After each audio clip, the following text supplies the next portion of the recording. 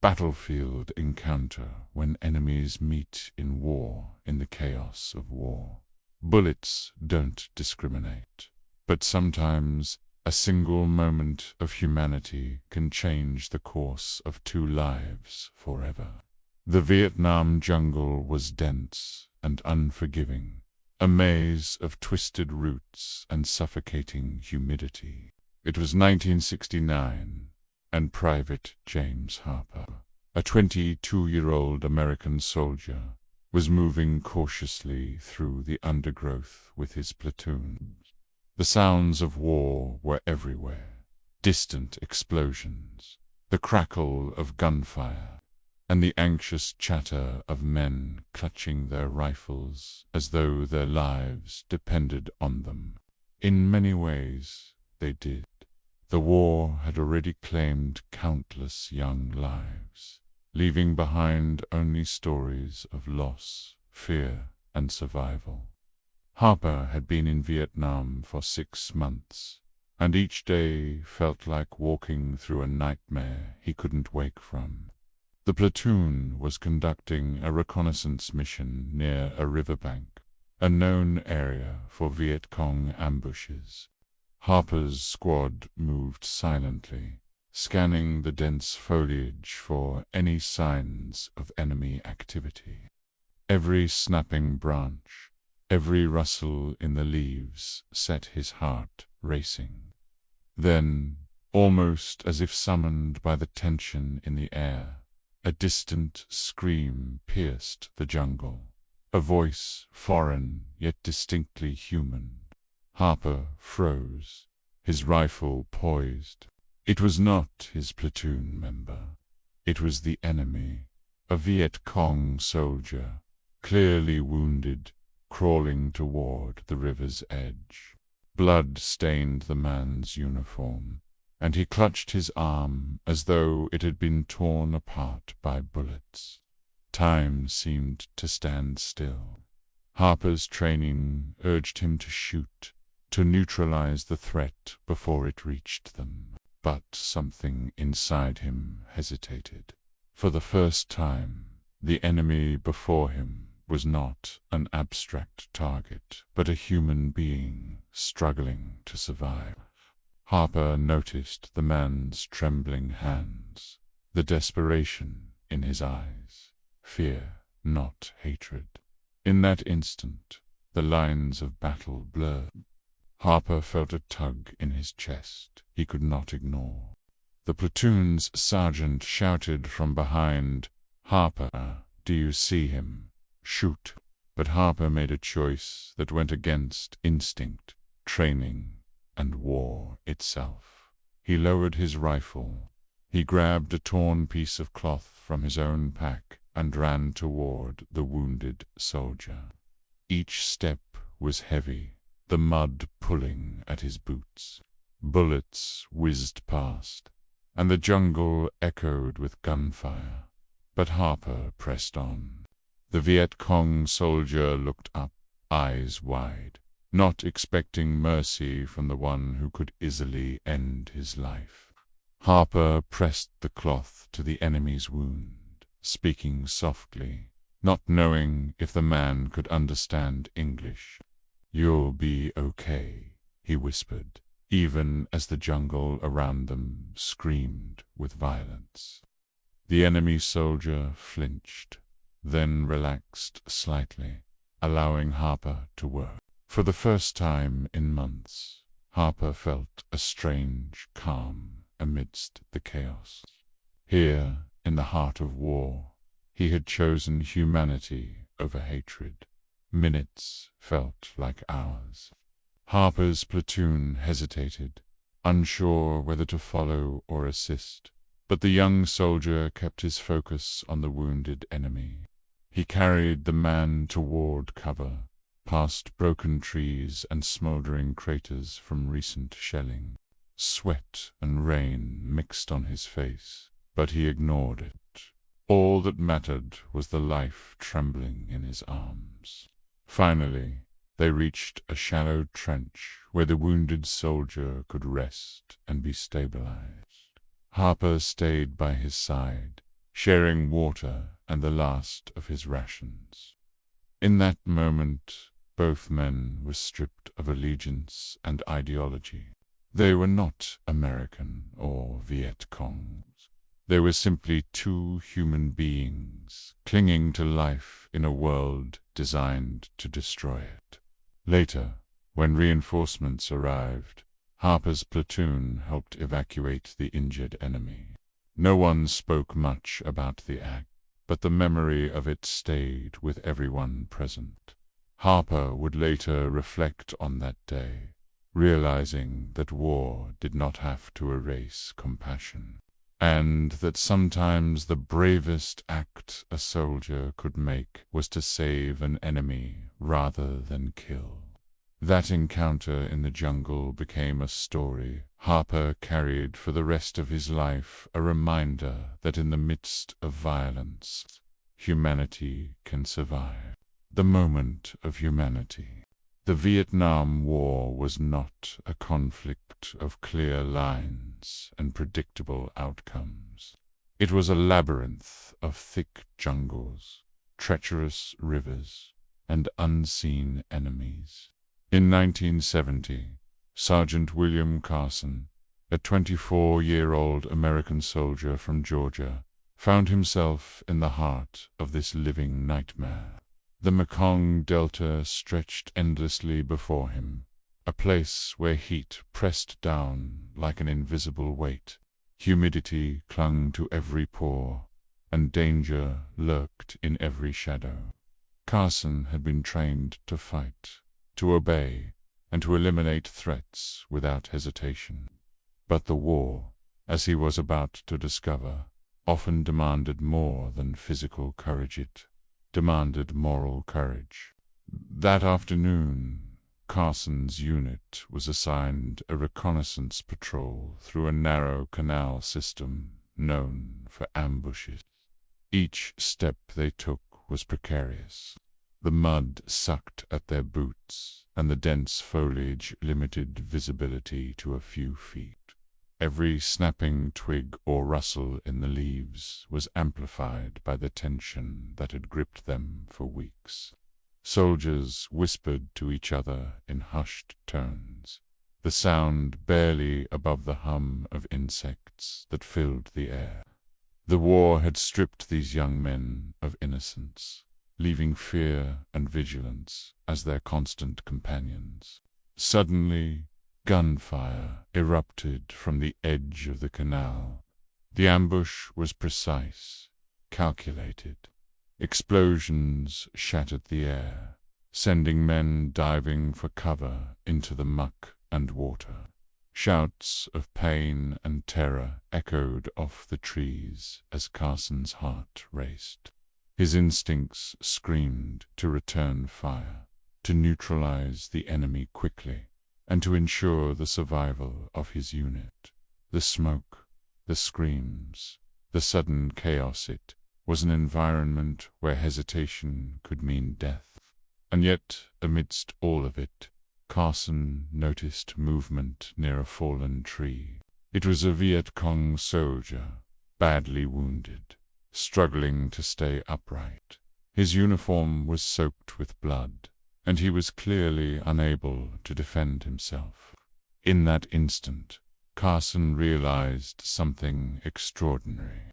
Here was a human being in desperate need, caught in the crossfire of a war that had no mercy.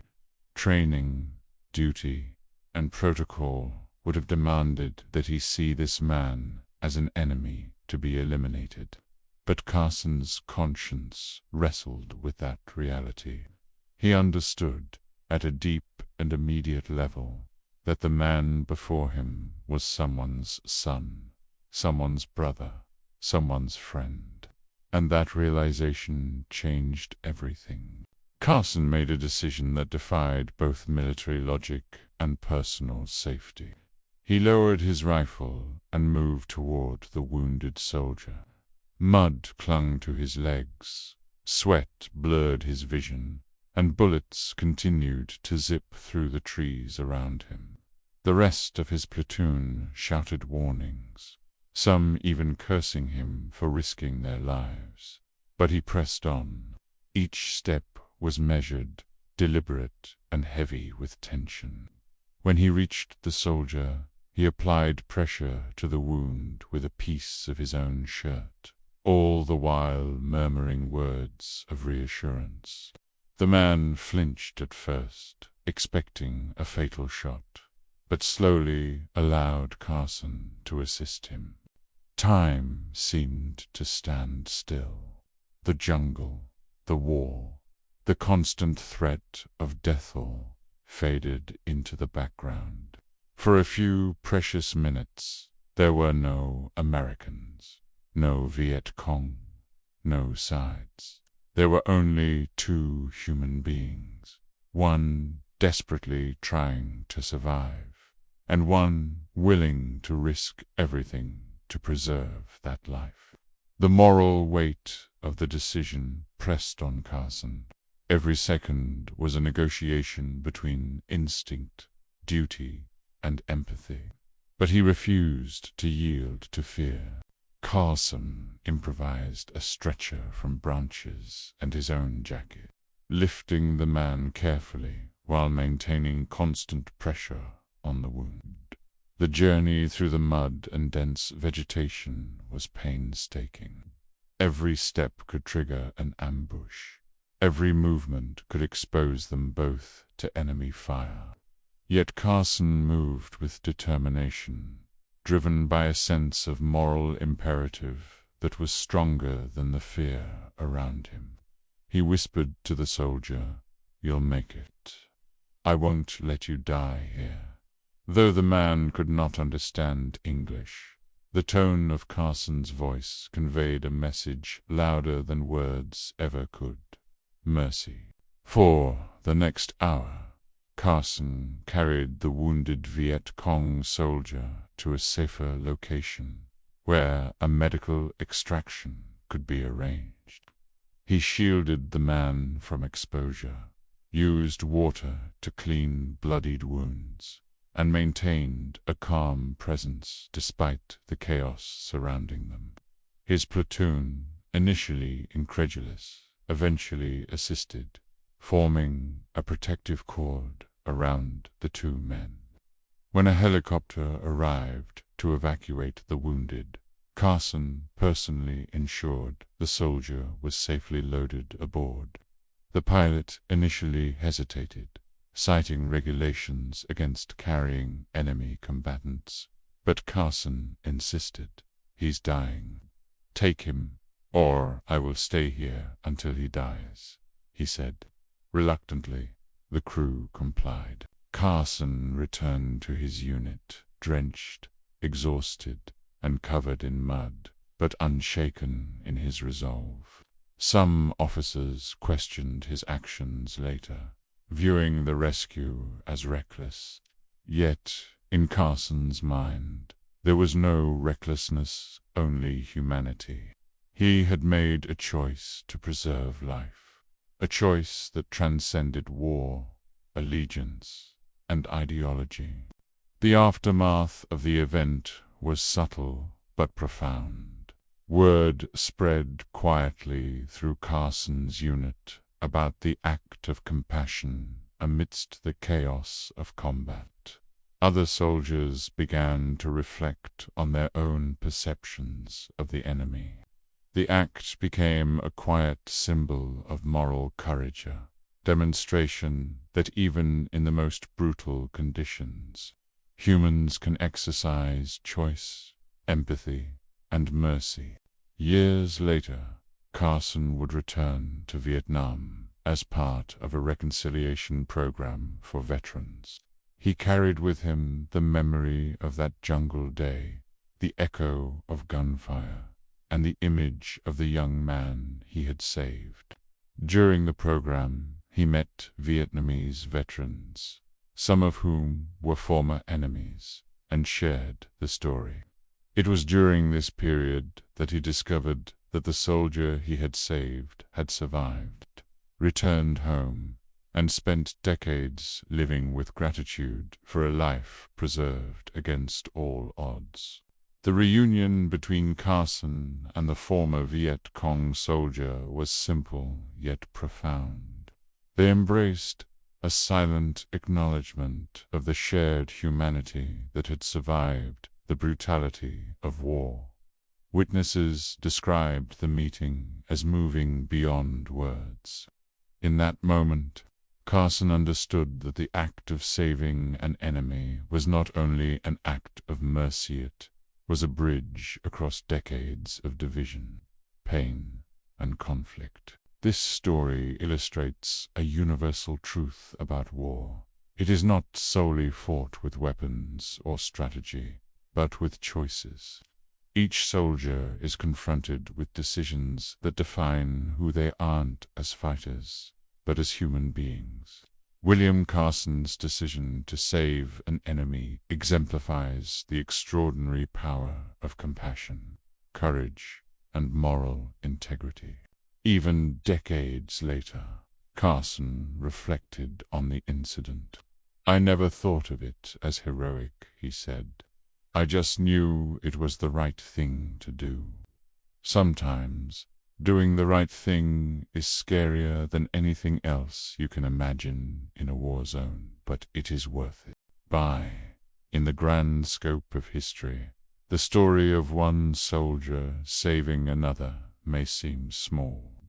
Yet, in the quiet moments of reflection, it reveals the capacity of individuals to defy the inhumanity of conflict, to preserve life, and to remind the world that even in war, humanity is not lost. War leaves scars, but acts like Carson's remind us that courage comes in many forms. Sometimes it is the bravery to fight. Other times it is the courage to save, to protect, and to see the enemy not as a target, but as a person.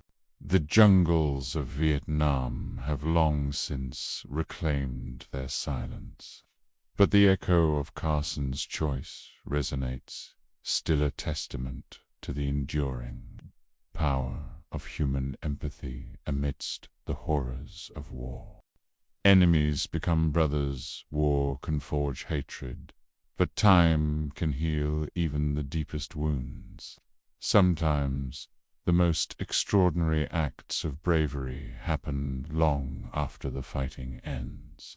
In the fragile space between memory and forgiveness, decades had passed since the guns fell silent in Vietnam. The jungles had grown back. The rivers had washed away the scars of battle, and nations had moved on from the war that had defined a generation. Yet for those who survived, the memories remained vivid, a constant presence, etched into the mind like a permanent photograph. For Private James Harper, the young soldier who had saved a wounded enemy in the Mekong Delta, the memory of that day lingered more than any medal, any accolade, or any news report. The image of the trembling young Viet Cong fighter, bleeding and terrified, haunted him in quiet moments. Across the globe, Nguyen Van Phoc, the young man Harper had saved, carried his own memories. He had survived, returned home, rebuilt his life, and raised a family. Yet he never forgot the American soldier who had spared him. To Nguyen, Harper was more than a rescuer. He was a symbol of the humanity that had survived the war. Both men, separated by oceans, decades, and ideologies, had experienced the same battle differently, but had been forever bound by a single moment of mercy. It was 2005 when a Veterans Reconciliation Program in Hanoi brought together former American and Vietnamese soldiers. The goal was simple but profound: to foster understanding, healing, and closure. Harper, now a man in his 60s, had traveled to Vietnam with a mixture of apprehension and hope. He remembered the fear, the mud, the relentless sun, and the weight of life and death decisions. Walking through the bustling streets of Hanoi, he was struck by the contrast between the present and the past. The city, once filled with the echoes of war, now thrummed with life, commerce, and a quiet peace. Nguyen attended the same program, unaware that the American soldier he had once feared would be there. His thoughts often returned to that day in the jungle, the fear, the pain, and the face of the man who had reached out to him when survival seemed impossible. As he moved through the venue, his heart pounded. There were dozens of veterans present, many of whom had fought against each other in different battles, yet all shared a common need to confront the past. The moment of recognition was subtle. Harper had been speaking with other veterans when he saw a man approaching him, eyes fixed, movements deliberate yet cautious. Something in the stance, the gaze, stirred a memory deep in Harper's mind. Nguyen stopped in front of him, a long silence stretching between them, carrying the weight of decades. And then, in a quiet, unspoken acknowledgement, they embraced. It was a handshake at first, tentative, careful. Then an embrace, the kind that bridged time, ideology, and the chasm of war itself. Pour around them. The room seemed to fade away. Other veterans watched, some moved to tears, others simply nodding, recognizing the significance of the reunion. Two men, once enemies, now bound by shared experience, compassion, and a single extraordinary act of mercy. For Harper and Nguyen, the war was not erased, but it had transformed.